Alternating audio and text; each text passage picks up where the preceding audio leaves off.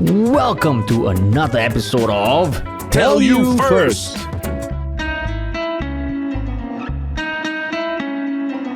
So Terence, you grew up in the 90s and 2000s. There is one show that almost every Singaporean at that time will always feel something for. Yeah, and that is Singapore Idol. Yes. Do you have any memories of Singapore Idol? Yeah, That of was course. the biggest memory. I think the memory was just watching the finals every time they were about to announce the winner, and everyone would be split into two camps by then. Yeah. And it would get quite animated. Fervent, lah. yeah. The Quite quarrels about it, who's better and all that were quite animated. I remember. Yeah. I mean, same for me. And I mean, but there's only so much that we can talk from the outside. Because today we have someone who was on the inside at the birth of Singapore Idol and who is an icon of Singapore music. Yeah. We have with us Dick Lee, who is a singer, songwriter, playwright, film director, and overall creative director. Yeah. I'm sure I missed out some other stuff, but thank you so much for joining us, Dick. Hello. Thank you for having me. Yeah, welcome to Tell You First. This is really like music royalty in Yeah. Singapore, lah, right? Yeah. In the room right now. That transcends generations. Yeah, you think of any event in Singapore, you think of NDP, you think of like the art, theatre shows they go for. Yeah. Somewhere along the way, his name pops up now, right? Yeah, eating fried rice. Eating fried rice. Eating Yes. fried rice also. I've had 52 years of career. That's 52 years. Yeah, my first album came out in 1974. Yeah. Wow. So now, do you often like once in a while just stop and think, wow, it's been quite a run. Does it happen often, or you've done all the reflection already? The moments that make me feel that way are when one particular moment when a whole stadium full of people sing Home together. And it makes me feel like, okay, the journey was worth it. Because that's the thing I started doing. The thing I started looking for when I was a teenager was my identity. And it took me a whole career to look for it. And now when I hear people sing Home, and I think, okay, that's my identity. I found it. It's in that song. Wow. So that's like every August you get that feeling. Every month someone is singing every Home somewhere. I mean, the beautiful thing is that it's become more than an NDP song. It's become a Singapore song. Yeah. Yeah. And that's the one thing that we didn't have in 1974. Yeah. That's true. But have you heard any anecdotal stories from like the newer, younger generations who maybe were not even born when it first came out? Yeah. Have you heard from them? Like, how does it resonate with them? Well, in the first place, they didn't know I wrote it. So that's true. So That's you true. have to But school that's them great. first, lah. No, that's great. That's not. It's not about me, right? It's Yeah. about the song. The song resonates with them. Yeah. They can sing it. They love to sing it. Of course, they're forced to learn it in school. Yeah. Most of the time, but it's also what you said just now about multi-generational. I think if you ask me what was the secret, say, of my longevity or my success, it is that my work appeals to all ages. I don't. Maybe when I was younger, I was sort of an indie act as a young singer-songwriter, but through the years, I realized that you want to be popular in a small country like Singapore, you have to be popular across the board, lah. If you just go for one, it's small. Our market is so small. Yeah. Yeah. So that means when you write or think of creative projects, is that always what you have in mind? I want to appeal to as many people as possible. Subconsciously, yeah. And it's become that way also because as I've grown into the business has grown. It's become a business. Entertainment industry, right? In the 70s, there was no such thing. It was like pubs. But now, you want to do a show, you have to make money, what? Right? So you have to make sure that people come and buy tickets, Yeah. That's true. And you do a musical, you have to think about all these, the commercial aspect, the viability of everything. Yeah. So I mean, you mentioned you have a 52-year-old career. Maybe we go down memory lane a bit to the early 2000s, You got when time. this little thing. No, because like reading out about you, and I mean having watched you growing up, it always felt like if there's someone who epitomizes like the soul of Singapore, I think you're one of them, lah. So when the time came for Singapore Idol, right? Do you remember how you even first caught wind of it and how you were being involved? Because it had already become a global phenomenon. And in Singapore, if I were to ask you, right, can you remember how many viewers the premiere of season 1 got? Take a guess. 500,000? Do you The recall? premiere, I mean the first episode. First episode of season 1? No, I have no idea. 1.2 million. 1.2 million. Oh, wow. that's was a high for insane. Channel 5. Yeah. You know. Yeah, for Channel 5. For And it Channel was the 5. first time the pop idol format from the UK had made its way to Singapore. I think that was American Idol, to made its way to Asia. So Singapore was the first version, first iteration of the Idol franchise in Asia. Oh, really? Yeah. So in 2004, it went live. The first episode blew expectations. But for your own involvement, like, do you remember how that started getting seeded in Singapore? The thing that I remember most, about doing this, about being approached, Yeah. was that in 2004, my music career had completely vanished. You see, I was in Japan and Hong Kong for 10 years in all of the 90s, 1990 to 2001. I came back. And when I went over there, I was doing music full time, because before I was doing it part time. Yeah. And so I had this big music career, but it was largely abroad. And in the 10 years, I only did one show in Singapore as a performer. I only did one concert in Singapore. Wow. The rest of the time I was touring in Asia, working, producing in Hong Kong, Japan. And by the end of the 90s, I had stopped recording. I was more like songwriter.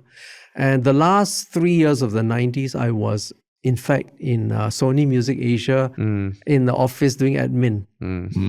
I was the vice president of A&R, Artists and Repertoire for Asia. Yeah. But it was a big job, but it was a political and it was a very administrative job. Oh, To be honest, when I saw that, I was like, what? Dickly was a corporate person at Once one point. only once Office. How does that make CBD Dickly. So my the one and only employer I had, then when I came to Singapore, I had my second employer, which was SPH, because I came back to work in Mediaworks. Yes.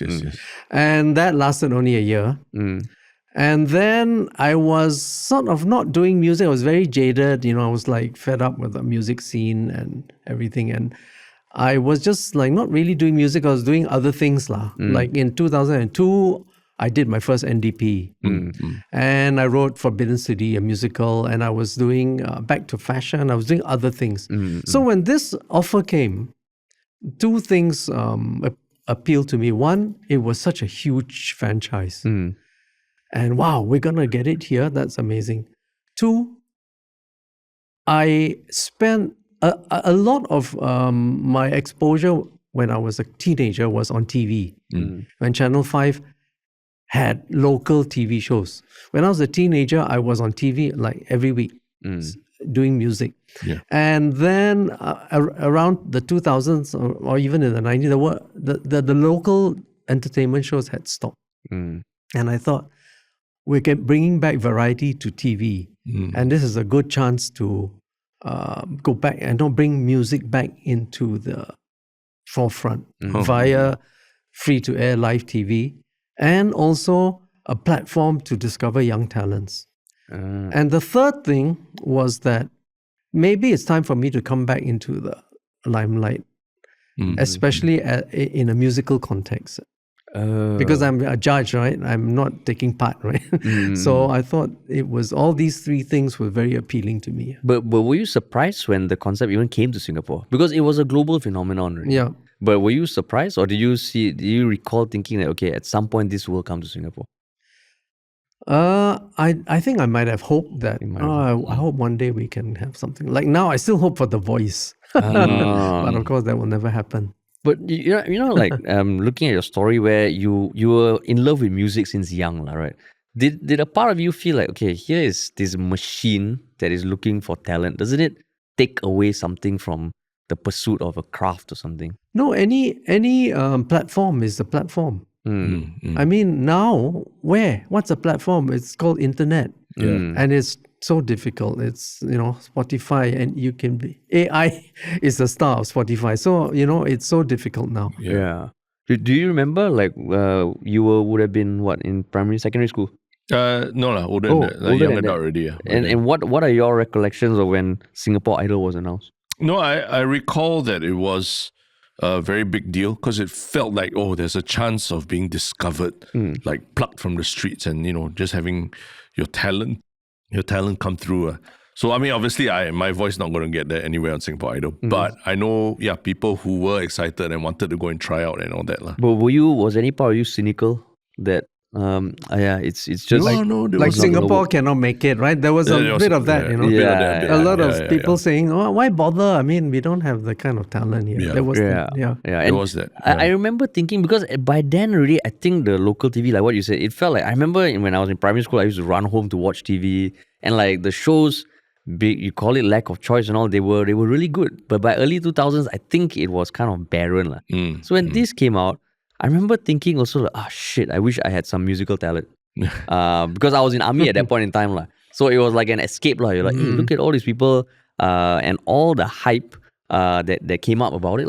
So was it like hype? Was it excitement from day one of being involved? Yeah, all the way. And the finale in the indoor stadium, come on. Yeah. That, you couldn't replicate that for a local show now. Yeah, and I mean, like listening to even journalists talk about covering, they say it was like the World Cup final. You had to be either Team Taufik or Team Sylvester. Yeah. You cannot choose like halfway. And it's water cooler talk, every office, Yeah. Everyone was involved, engaged, So what was it like for you in the being part of the show, when they approached you?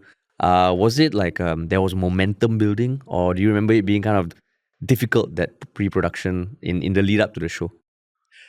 No, it was, what is the company that owns the Fremantle. Fremantle was there every episode. So they guided it. They gave us rules, and they even told us backstage, like, okay, be more funny, be more whatever. Yeah, they didn't tell us what to say, but they gave us hints to make the show more entertaining. We are the entertainment of the show, right? I mean, besides the singers. So it was very professionally done. I was quite impressed. Yeah, So very smooth. You mean that image of you as like a bit more of the mentor, guiding all that? Was that something that they encouraged of you? I think that's how we were chosen. The four of us, right? Douglas O, as a singer, the rocker, you know. I'm sort of like producer, me and Ken, and then there was Florence, radio person, and Ken Lim. And Ken So we are both producers. Okay. Yeah. So but I'm also a singer, you know what I mean? I'm a recording artist. So we all have our credentials. But did you have to discuss with the other judges like how to play up something, or it was a very natural? Let's say it was very natural. Let's say.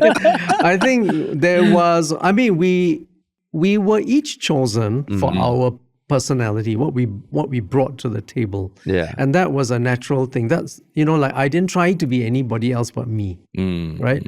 But then I was told to be more me, maybe in a way. Otherwise, it's boring, right? If you all say, "Oh, that's nice," nice, quite nice. You're saying, and then it's like I have to. So I'm the one that came up with the witticisms, I would say, But then I naturally do that. So I see. Yeah, so it wasn't really a big challenge, So was it a shock for you to see the response from Singaporeans? Yes, absolutely. We didn't know how that it would go like that. Yeah, especially the grand final was I was blown away, flabbergasted. But the room. Even that for the auditions, like the auditions, because the beauty about the Singapore Idol or the Idol franchise is they show you all the way from the start. When did you all have any expectations? Like, okay, we put the call out for people to come and audition. How many people will show up? Because I was shocked at so we were also. Were you all? We were, and they had to split it into so many. It's not all done in a day, right? I thought it would be done in a day, but it was like almost a week. Wow. We had to come back and that was just for the auditions. Yeah, just the auditions. The number of people, and morning to night, we would be sitting there like so tiring. Yeah. That's the worst part, actually, I would say. Do you remember some of the standout auditions that really left a mark for whatever reason? Yeah, there was that guy with the swimsuit. What's his name? Stephen Lim. Stephen Lim. Still around. Yeah. Still Still today. around. Yeah. And my favorite one is probably the guy that said long time ago, that one. There I were- think he's on YouTube somewhere. He kept saying nong. Oh. There were actually quite a few. There was also Banana Man. Banana Man is Stephen Lim, right? Isn't Stephen? Yeah. No, that's Sky Chia. Banana Man. He also showed up on the CNA reunion episode. So Banana Man, he had a hat with Oh, the yeah. bananas, That's right. Yeah. Yeah, and then there was Kelvin Sim who did a Lemon Tree cover. And then the Careless Whisper. There was cover. one very quiet, very that's- soft, careless That's whisper. Patrick Koo who whispered Careless Whisper. Yeah. Yeah, But so but I'm just curious, like when all these kind of personalities came on, and you know that it wasn't about the singing that they were there. Yeah, lah, they were were. you but were you all warned in advance that No. there would be these kind of people? No, not at all. Oh. Because they wanted our natural reactions, right? but did you feel like this was part of like, hey, don't waste my time, like, I'm a producer of music, No lah, because you watch American you Idol, kinda you know knew. lah. There's always these duds. Yeah. They just throw in. they bring flavor, like, Yeah lah, variety.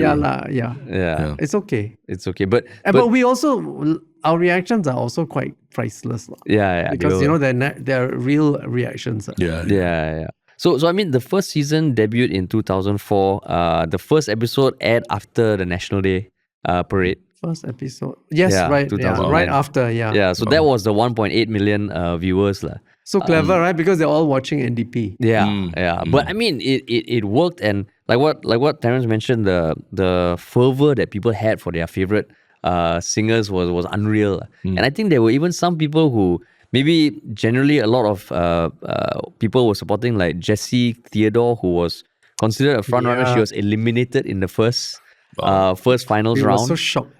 Yeah, and I mean the fans were not happy, and there were kind of like a lot of like how you say competition with the fans of other singers, which was really nice to see in Singapore. Because back by then Singapore football, we were not in the Malaysia Cup. You to feel that passion come out was very, very refreshing. But what do you remember being a judge and seeing? I mean, all the way from the start to the first grand finale at the indoor stadium. That time, was it extremely tiring? Was it like rejuvenating? Tiring. Tiring, Yeah. It was live every week. Yeah. Live TV is extra stressful because you can't make any mistakes and everything has to run like clockwork. And luckily, we have no lines like to remember and all that. But I mean, week after week, Yeah. we had to come in. I mean, it was a lot of fun, lah. Yeah, It was a lot of fun. I mean, when they announced, another season, I gladly signed up. Said yes, Yeah. Yeah, because the final finale of season 1 was a resounding success. Not even talking about viewers, right? How many people do you all think voted for the eventual deciding between Taufik Batisa and Sylvester? 100,000? No. I would say more than that. More than that. 500,000. It was 1.1 million. Crazy. Wow. And So those were the who days before voted, the ah? internet and all that. Yeah, so this is not just people watching, no, people who voted, which is insane. And I mean, Taufik won 70% of the votes. By January next year, his first album, Blessings, was released and went double platinum within 3 weeks. So it was the first English language album in over a decade to sell more than 30,000 copies. Wow. Yeah, so and we saw that kind of repeated across all 3 seasons. From your perspective as being a musician, being a producer, being a judge, did it fill you with a sense of hope, or was it something that you thought, okay, this is finally the talent that is there is being showcased? Yes, I felt that the music industry has, an injection of life and interest. Interest was the thing, It's the thing that I faced most in my career, lack of interest for local music. And suddenly there was this interest in local musicians, at least singers. And that was very exciting. Did you wish that there was something like that when you were coming up in Well, there was. 70s, It was 80s? called there Talent Time. Oh, Talent Time, yeah. And the Talent Times, besides the TV Talent Time, there were Talent Times in every corner of Singapore all year long.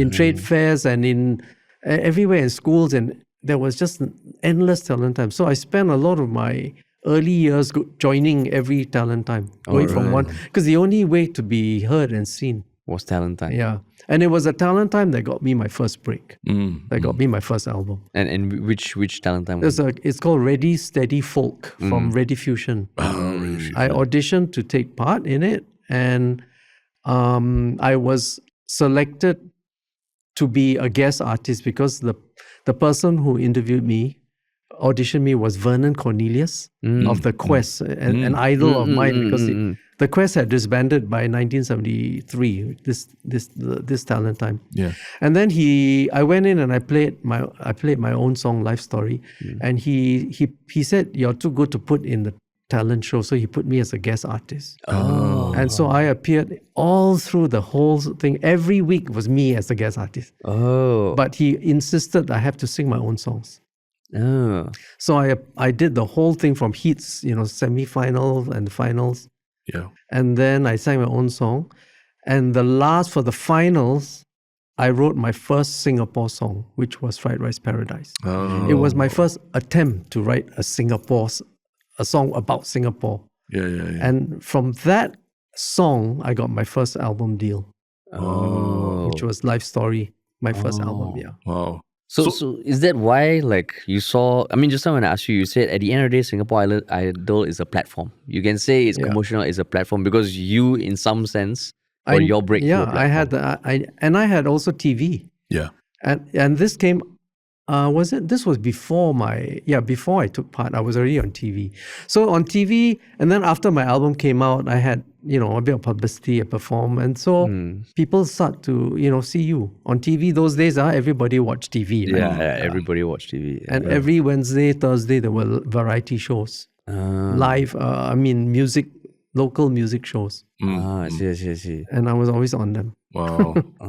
And I mean, like, just now you mentioned that when they came to you to do a season 2, which actually aired in 2006. 2 years later. 2 years later. It was an automatic yes for you. Until I found out that they had cast my ex-wife as the judge. Yes. And they didn't tell me until they already hired her. So I almost walked out. Oh, wow. Oh, really? But I mean, what made you stay on? Because it was a good job, good gig. Yeah. It was, the first season was so successful. Yeah. Oh. And then she was one away from me. Not like I insisted.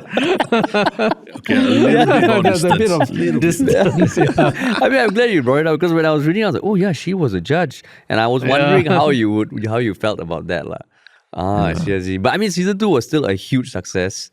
I think at some point there was apparently a computer glitch that sent one contestant wrongly onto the next round instead of another. So I can't remember that. It was Matilda De Silva who went into the top 12 instead of Nurul Maidin. And Mediacorp apologized. And they actually took efforts to rectify it by putting Matilda in the wildcard round, which she still advanced, but it was a bit more meritocratic. But because I remember her going in. Yeah, she went in. She did go in now. Yeah, okay. But it was interesting to see that there was so much public passion that Mediacorp themselves had to address it and tweak the show to make sure things don't go out of hand. Yeah. Right. And by then you were still abroad. Were you keeping track of? Oh yeah. But I was still keeping track, watching and everything. Yeah. Do you call in to vote? No I cannot overseas that time. It's not elections. It's not election, but you just want to be close to what everyone is talking about at home, right? Yeah. So you were talking about it with your family? Yeah, of course. Okay. The interesting thing I found about season 2, which I don't recall, was that apparently the top 12 finalists stayed at a place at Mount Emily. Yes, they all lived together. They all lived together. Yeah. It made it more dramatic. Oh. Did you all frequent? No, we never went there. We're not allowed to talk to them and to interact with them. Favor or Yeah. But amongst the judges, I'm sure you all did talk, right? And talk about who you prefer, or like how you're going to judge differently and everything. Okay, the way it worked was this. It was like every week we went to work, right? And every week we have to listen to. We don't know what they're going to do, and we don't really watch the rehearsal, but we do watch a recording of their rehearsal, so we have an idea of what they're going to do. Okay. Then we can think of things that we might want to say. So there's only that lah. Other than that, we don't really. We don't get. We try to keep a distance. Yeah, because it's the public that votes, right? Yeah. We don't want to influence. So the only time you interacted with the contestants was when they were on stage and you were on the judging seat. Yeah, we didn't even interact in that way. In another dressing room, Oh. Yeah. And between judges, when it came to voting, did it get heated? Were there big disagreements or? We don't vote. What? We just comment. You comment. Yeah, we just comment. So it's not like But even then, like the judge, the way you comment about someone can have a very big influence on how people vote, right? Yeah. Do you all have you all exchanged notes about maybe you should tarik a bit, don't be so rough on them and all? I think we have. I was probably told not to be so sharply critical. I mean, no, not so much of me lah. Yeah. I think as Ken's image was the grump, right? Yeah. So he was like a bit like. I was more like trying to be funny, like making funny comments, like. But did you have to kind of take a different approach when giving feedback? Because it was in the public eye. Yeah. It's not like a one-on-one session behind closed doors. Yeah. Do you have to configure or calibrate a bit? I will always temper it. So I'll make a funny comment, and then I will give a constructive thing. Cannot just only give funny comments. I see. And you cannot just focus on the technical aspects of it. Cannot. You So need boring. That's what the producer will come. Can you make it a little bit more like... But what were the most stressful times for you as a judge? Coming up with the witty lines, Oh my goodness, because they keep kind of make sure it's like you say something funny or you whatever. They keep asking me because the others are not doing it. So you think about the other judges, funny they are guy. not That's true, that true. type lah. Yeah. Oh, I see. But was it eating at you that you'd gone through the whole process of developing as an artist, and sometimes you see someone on stage, just diamond in the rough, but just needs a little more polish. But you also cannot give like full technical. No, kind of feedback. we can. Oh, you can. We should. In fact, we are supposed to give them like we have to give comments lah. Like can you not do like. There was one singer who was singing and so energetic. He was singing a rock and roll song, swinging his legs, and I said, "Wow, great balls of fire!" They left it in the live one. Oh, that's true. Don't know whether that would cut it in this day and age. Oh, because it was live. Everything was So you have to be careful. live. So that's You can't stressful. cut, You cannot anyhow say, or you have to, remember that it's live lah. Oh, I see. So you have to think a bit, sort of plan what you're going to say. Have to plan. Oh, I see. That's interesting. And I mean, the momentum continued because I think they learned from season 1 that you don't do the finale and results on the same day. So they split it up. It was on two different days. That's always been the case, right? But apparently season 1, because there was the call-in where the phone lines kind of stalled kind of thing. So they made a change from season 1 to season 2. Oh, I see. So There it was two another separate days. 2 days, right? So they gave a period for people to call in. Yeah, call in and vote. Yeah. Which I mean makes sense. I mean, it still got about 1 million votes, and Hadi Mirza won the second season, and he went on to participate in the Asian Idol in Jakarta in 2007. And he won, right? And he won. Yeah. And he won. There was the first ever Asian Idol, and he won. Receiving nearly 2 million SMS votes. Wow. So that was cool. It's like, what's the thing in Europe now that is very popular? Eurovision. Eurovision, Yeah. It's always been there. But Singapore, we don't have any more of this regional I singing hear there's competitions. a Asian Eurovision. Oh, is it? Yeah. Oh. Eurovision. This year's Eurovision, which I'm a fan, they announced it. So they're bringing the franchise here. I see. I mean, for like in recent times, we had Singapore's Got Talent and all, but that wasn't solely focused on music. Like it was talent. Asia's Asia's Got Got Talent. Talent. Asia's Got Asian, Talent. yeah. But it wasn't music per se. I mean, season 3 went also extremely well. Do you remember when it went live? It wasn't the following year. No? It was 2009. Wow. Oh, so Almost long. 3 Yeah, years so it's later. 2004, 2006, 2009. Wow. Yeah, and it premiered again on 9th August. The registration opened on 1st May. Can you all guess how many people auditioned? This is not just sign up, they actually auditioned for it. Actually audition. Yeah. No idea. 4,000. 4,000. 4,000. Oh, that's crazy. Wow. 4,000 people auditioned. Wow. Then the top 100 were housed at Orchid Country Club for training. Oh yeah, for a week yeah, of intensive We auditions went and there. training. I think I remember going there for some. I remember visiting their training. I may be wrong lah. It could be at Mediacorp itself. And how do you recall in your memory the show evolving from 2004 to 2009? Because it was over a span of 5 years. Did it feel like at some point it reached, okay, this is a thing of its own. We don't need to depend on the Idol franchise. It's got momentum already. I would like to say something, but I don't know if it would be quite sensitive lah. But there's one thing that I noticed was that I think through the years, the Chinese version of it, Project Superstar, became very popular. Then that Campus Superstar as well. So those were very popular, right? And as they became more popular, the Chinese contestants migrated there. So Idol 3 had very few Chinese participants. This is what I recall noticing lah. Yeah. But then it seemed to me that the Chinese audience tuned out. Or by season 3. Yeah, so which I think you'll see the finals, was it not? It wasn't at indoor stadium already. It was December 2009. At indoor 2 stadium. days after Christmas. It filled out to 12,000 people. Oh, okay. So, I mean, visually it still looked like a This is spectacle. Sazari and Sazari. Sylvia, is it? Or who? Sazari and Sylvia Ratanel. Yeah, correct. Yeah, and Suzari got 61% of the vote. Yeah, we were judges rooting for female winner lah for once. I see. Even Sylvia herself was the first female finalist. Finalist, yeah. Before that, it was all male. Yeah. But do you see that as an issue with, being a Singapore artist, having to sing in English and then trying to appeal to the region versus if you sing in Chinese, you automatically go to other parts? Do you feel that the young musicians were starting to realize that there was more potential there?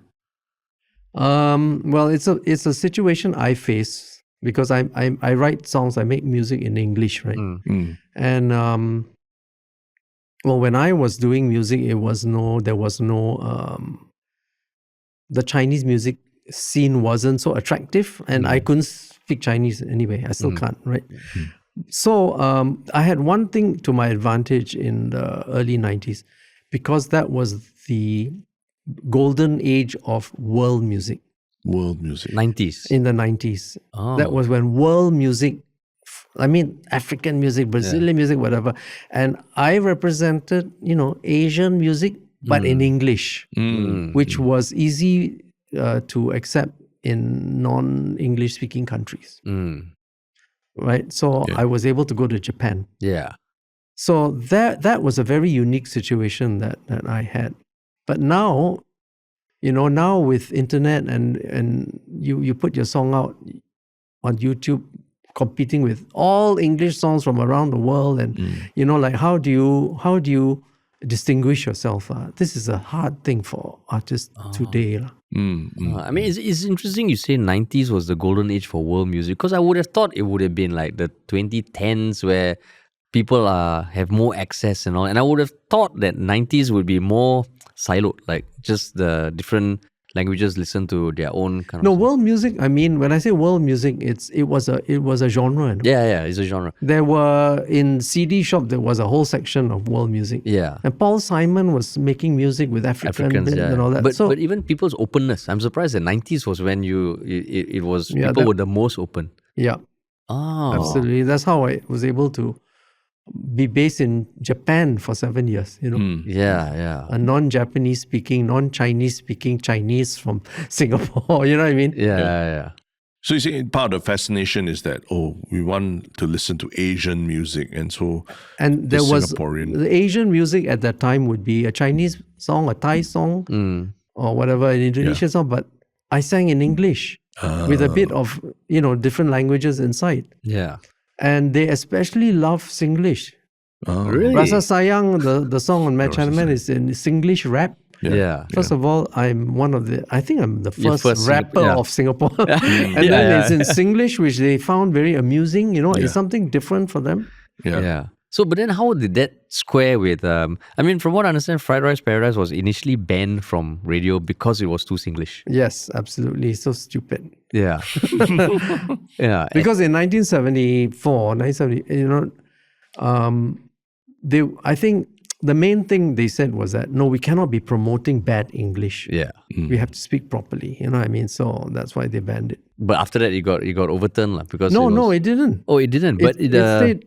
it stayed banned. It stayed banned. Yeah. What happened was in 1989, when I did the Mad Chinaman and I did Rasa Sayang rap in Singlish. Yes. That got banned as Yeah, well. banned, yeah. And for the same reason, imagine 15 years later. Wow. Yeah. But this time it got overturned because the sense of Singaporeanness had grown Yeah. and the media was supporting me. So the media wrote, like, it's the same thing is happening now with the Yeah. Teochew. Yeah. So the media and the public are saying, like, what's wrong with it? And then they lifted the ban. No, But it but I was- definitely yeah. remember my parents had the Mad Chinaman on cassette, and even as a Exactly. child, I was exposed to it. Really, I was Yeah. like, "Wow, this is so cool! Like, it's so different." But I mean, just thinking about going overseas and all that, then we always heard from musicians that we talk to here that they say, "Oh, you got to make it outside of Singapore first before you come back." Yeah, I disagree with that. Oh, you disagree with Because I am the living proof of that not happening. I mean, I feel that I would not have been able to go to Japan if I wasn't a platinum. I also had a platinum Yeah. album in Singapore. I wasn't accepted by my own country people. Then why would they want me, right? I mean, I think it's not just about the music. Yeah. Because they hear the music, they like the music, they find out, they research about me, and they find that, I have had 8 albums and I'm doing this and that. So that helps. So then, why do you think that stereotype is being propagated? Because I've also heard that if you want to make it, you have to make it out of Singapore first. But I didn't, right? Yeah. So I'm the living proof that is not true. Yeah. So then, I mean, then does it surprise you that there is that sort of, and I'm just speaking as an outsider, I'm sure Terence is as well, but there, and I completely disagree with it, because as content creators, as people who have made TV shows or want to make films, the same thing is you need to do something well overseas before it goes popular in Singapore. And I would rather not believe that, but that seems to be the narrative lah. Does it surprise you that? But in the world of podcasts, right, if you need to have, if you're doing a very Singaporean podcast and no Singaporeans are embracing it, then it's not a success. Then you want to go and make a Singaporean podcast abroad. It doesn't make sense also, right? Yeah. Especially if your content is Singaporean. Yeah. And the thing about me, what I've always felt, and I experienced it when I went to Japan, they see me as a Singaporean. So what do you have to offer as a Singaporean? What makes your music so different from Hong Kong music or something like that? So my identity was questioned all the time. I was questioned lah, and I really had to think about it. But luckily, I was accepted lah. I mean, in Singapore, because for an album to be platinum, it means that father, mother, children, grandmother all buying it. No? Yeah. That's the only way it can go that big. Yeah. So that means I have to be accepted lah. I mean, so I think that's been it's been a kind of, not mantra, but it's been the way I have lived and done my art to make sure that can be widely accepted. Hence home, right? Yeah. But then coming back to 2009, where you said you kind of started to see a shift in some sort of way. Did it also feel like, because there was no further seasons after that, did it strike you as, okay, it was inevitable, because it almost like it lasted while it did, but beyond that things had changed really? Yeah, since the first season for sure. And the franchise became more expensive. I think it's like getting to the millions. For licensing. Yeah, and for all. licensing from Fremantle. And that's why there's no The Voice. Yeah. Because The cost of it. of it versus the potential of advertising and for free to air TV, which who is watching now. Yeah. Yeah. But then even in that case, doesn't it also, because like what you mentioned, there was Talent Time before. After Singapore Idol, there were a few other talent shows in Singapore, but unfortunately, No commission, no licensing fee to pay. You see, no licensing. Yeah. But at the same time, they never reached the heights of like Singapore Idol in terms of capturing the nation, right? So Yeah. doesn't that kind of echo this thing that it needs to work abroad first before it works in Singapore? Or what about Singapore Idol gave it that thrust? Was it just it was a global phenomenon and people were interested? Without that, people would not have been interested. I think it was the way trends changed. Mm. Like for me now to do what I did in the 90s, go to Japan and sing, but no, it won't work already. Things have changed. I mean, Yeah. I'm not a K anything. You know what I mean? So it's like that lah. The interest waned lah, I would say. And also, okay, this is the other important thing. Did the winners become national superstars? Taufik did for a period, and then he realized that the Malay market would probably be more lucrative for him, being Malay. Yeah. And then he went to Malaysia. So he, like it all got a bit diluted now. That intensity, that the first 2 years. Yeah. Because he was so big, right? In the first 2-3 years, let's say. He was a star. A star, the first superstar, Singapore superstar from a long time. Yeah. So then, I mean, despite the fact that it didn't continue and all, did it change how you viewed talent in Singapore? Or did it just like the whole Singapore Idol, the 3 seasons, or did it reaffirm something that you already believed? What worried me was the kind of lack of, that there wasn't enough originality. I mean, they were great singers. I'm a very clear example of the sort of the start of the decline when Hardy won, and then he didn't become Taufik. I see. So you see, you have the second winner that, did by 2029, 2009, has not made an impact outside of Idol. And then we have the third winner who was a little bit indie, a little bit different. Yeah. And we, that actually heralded the new wave of Singapore talent, I would say. After that, we have the more indie type of singers and people like Ben King and all that come from that, right? Yeah. But that style is not mass. He might have won, but I explained why already. And but from a style of music, it's not mass, not pop, not like very easy to accept. The other thing was that we are largely Chinese population, and Mando pop grew. Yeah. Mando pop was exploding. Canto pop had died. In the 90s was Canto, which I was in Hong Kong working in that world. But by the 90s, Mando pop. So a lot of people were going towards like the Taiwanese artists and all that. So the whole musical landscape in Asia had changed. It wasn't even K-pop yet. Huh? Terence, for you, how did your musical preference change? Did you get caught up in the Mando pop wave? No, I mean, I definitely understand what Dick's saying about even that period you were writing and producing for some of the biggest like Hong Kong, the Canto pop stars. That's 90s. Huh? Yeah, 90s. And so it was like, wow, okay, to know that this was like a Singaporean was involved in awesome, and Leslie Cheung's song and all that was a big deal, right? But yeah, now you see the rise of China and they have their own stars that you will see them selling like the most expensive watches, but you actually never heard of them or seen a movie of theirs in their life. It reminds you that Singapore is a very small market operating in a very different territory from China also. Yeah. And all the territories are getting very dynamic. Yeah. How we have to join them. How are we going to do that? We have to go there lah. We can't do it on our own. So sounds like you kind of were less optimistic, more worrying about the future of Singapore music by the time the end of the Singapore Idol franchise. That's 2009, right? 2009. By that time, I had already almost lost any hope lah in the music industry going anywhere significant.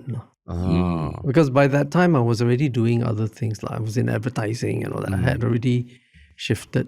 Yeah. But not back to a corporate job. No. Yeah, no. But I ran an ad agency, so So I mean, then if you think about it, how would you kind of explain that? Because 2004, there was such passion, right?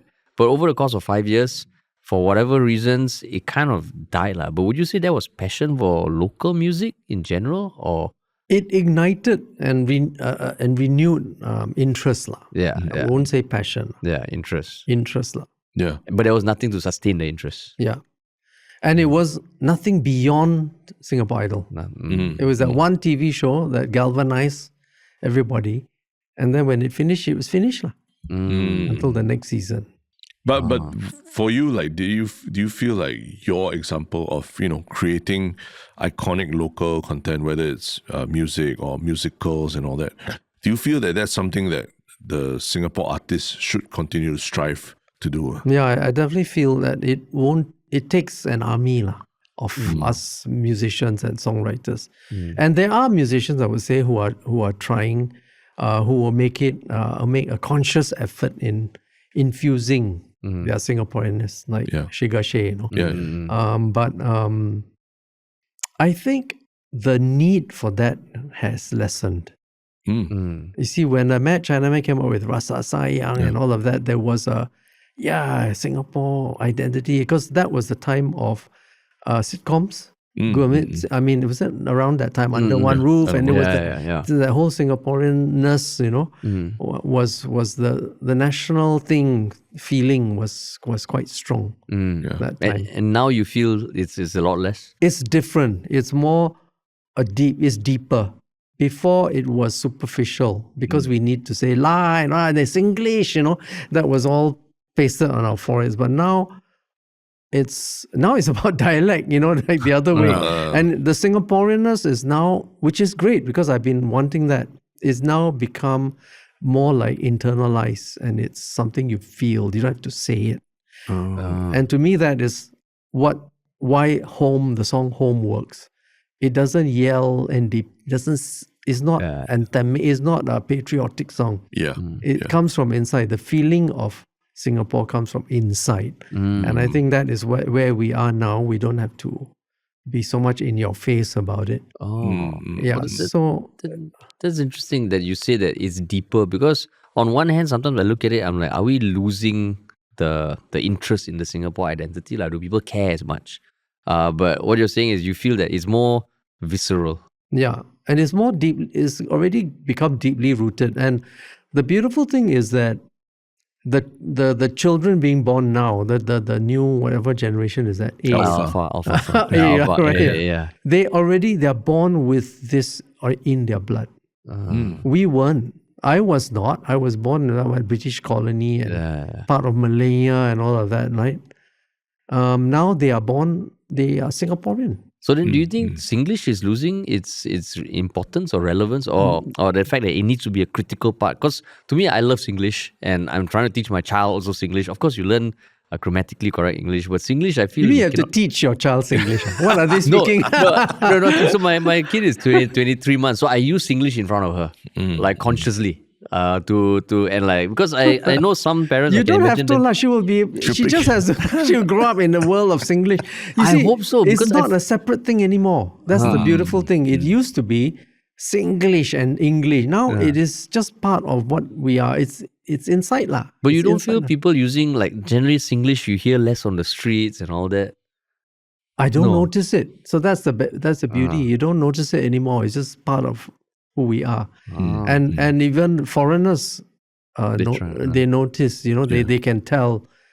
They say it sounds, they can tell that the sound is different. Singlish. Words are in the Oxford Dictionary even. Yeah. What do you think of Singlish and how it's evolving? Oh yeah, it's true. It's much less of something that we need to shout out and tell the world, oh, we speak Singlish and all that. It's just another way that we communicate with each other. We are coming into our own as Singaporeans. I think that's good. And eventually we'll have our own music.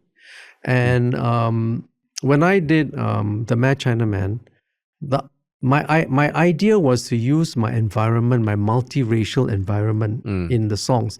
So there's a bit of Chinese, Indian, Malay. There's a song called I Am Baba, you know. And then I use folk songs because it's the only reference I had for the different ethnicities, folk songs. Then I realized all the folk songs are from other countries. They're not our folk songs. We have no folk songs. Yeah. True. Yeah. And then I thought, maybe we are too young, right, to evolve our own folk songs. But I think that I'm hoping that home is becoming one because a folk song is a folk song because folks sing it. And home is not something that anyone forces anyone to sing. People just sing it. Overseas students or when you have a corporate event in China, they don't sing Stand Count on Me Singapore, they sing home. You know what I mean? So they choose home as opposed to a real patriotic National Day song. So I think that's how our folk songs will develop. And there will be others like, I can't name it yet. But Bunga Sayang is another song I wrote, which is from a musical, which people think is a folk song because it sounds like a folk song. It was written to sound like a folk song. And people think it's a folk song. I see. And now, all the choirs are singing it and all that. So maybe, so our songs need to evolve. Yeah. Oh, that's awesome that you feel that we are coming into our own. And I mean, that was what is very cool about your music because it felt very Singapore at its core. And you can't explain how. Right? You can't explain. Yeah. So, but then, now that you say that you feel that Singapore identity is more ingrained, does it impact like your creative works you're pursuing now? Like you are directing a show that is based on Fried Rice Paradise, which is from 1974. Can you imagine? It was like, my first attempt to be Singaporean, and now it is like, it was in NDP 2 years ago. Yeah, it was. You know what I mean? It's become part of our national songbook. And the IP is something people all recognize. Children all know it. Fried Rice Paradise. So then when you think about this new show, are you also changing your approach given that, like what you say, you don't need to shout out about Singlish? Like, how do you think about your work now? I am very grateful that I have got things like that, a link to me, like Fried Rice Paradise and even like Mad Chinaman, even you can say home, Singapore is a word I coined and actually registered it. I mean, copyrighted it, but I let it go already because I let the public use it. But, so these are things that I think I've done my bit. I've stopped looking for it. I've stopped trying. I think it has to just come naturally because now, as I am more confident of myself or surer of myself as a Singaporean, everything I do is Singaporean. No question. I don't have to how to make it more Singapore. How to add something more. I don't. Whatever I do is for me, and I'm a Singaporean. Wow. What the OG Singapore idol. But that means the show that you're directing now is it a retrospective? Or No, it's not. It's a new show. It's a new show written by Thomas Lim, and it's called Fried Rice Paradise, the Makan Party, because it's an immersive. It's a dinner show where the meal is part of the story. And basically, the song is about, I've got a friend, her name Bilian. She told me it's a girl called Bilian who opens this restaurant. So this is the third time a musical has been made with this title. The first one in 91, the second one for PA's 50th anniversary in 2010. And then a TV series, it's on Me Watch too. And then this time. So it's had many incarnations. But this time it's based on the 1991 play. This story. It's about Bilian with a successful empire of food chain, and then she wants to retire and she wants to give it to her two daughters to take over, but they don't agree. One wants to do modern Singapore cooking, one wants to do traditional. So what she set them a task to compete with one dish with two versions. Oh, And then that's served to the audience. I see. Yes, and every course, the audience votes. It's a live wow. voting, so it's a bit of It's like Singapore. Singapore Idol. Idol. So you vote for which course, and every night the different sister wins. Oh. And then they perform. Because they tally the 4 courses results. Oh, so it's like it's see. totally organic depending on the results. Yeah, You perform yeah. accordingly. We have 2 endings. Oh, wow. So you might need to watch more than once to experience 2 endings. Once enough lah. Please come. And then in between there are some songs. So it's like a musical, a mini musical. And this was first ran in 2025. This is Last bringing year. it back. Yeah. And it'll be running for a month, like 18th August to 3 weeks, 18 August to 11 September. And this time I'm directing. Oh, Yeah, you're directing. Are you inside? No. Oh no, you're just directing. yeah. But you'll be there watching every... Not every year. I'm putting it together and let it run. Wow, this interactive dinner It's damn experience. It's yeah, very yeah. fun. Yeah. And then you come, we are selling that. It's by table, right? So you're sitting with people. So if you sit with strangers, you all get to know and you all get to discuss. And there's food and there's food. Yes, 4-course meal. But no chance of you suddenly appearing at the table also and sitting next to cannot- If I'm say. there, It's the secret I'm in ingredient. the room. Yeah. Wow, but that's awesome. I mean, yeah, we'll thank you so much for sharing. And I mean, Singapore Idol is something that a lot of people grew up with. And thanks for all the music and creative work over the years. Yeah, the original Singapore Idol. The original right here. Singapore. And I mean, I'm sure even if I tell my mom, oh, today I spoke with Dick Lee, interviewed him, she'll be like, oh, because Dick Lee, everybody knows Dick Lee. Yeah. Yeah, I get that. Like, oh, my grandmother is your fan. I mean, I meant that as a positive. Yeah. Your longevity. At least it's gone another generation. Yeah, or maybe yeah. 2 now. Play your daughter To my Fried daughter, Rice yeah, Paradise. correct. Yeah. Wow. But awesome. Thank you so much for sharing. Oh, and, my pleasure. Thank you. To everyone listening, remember you heard it first here on Tell You First.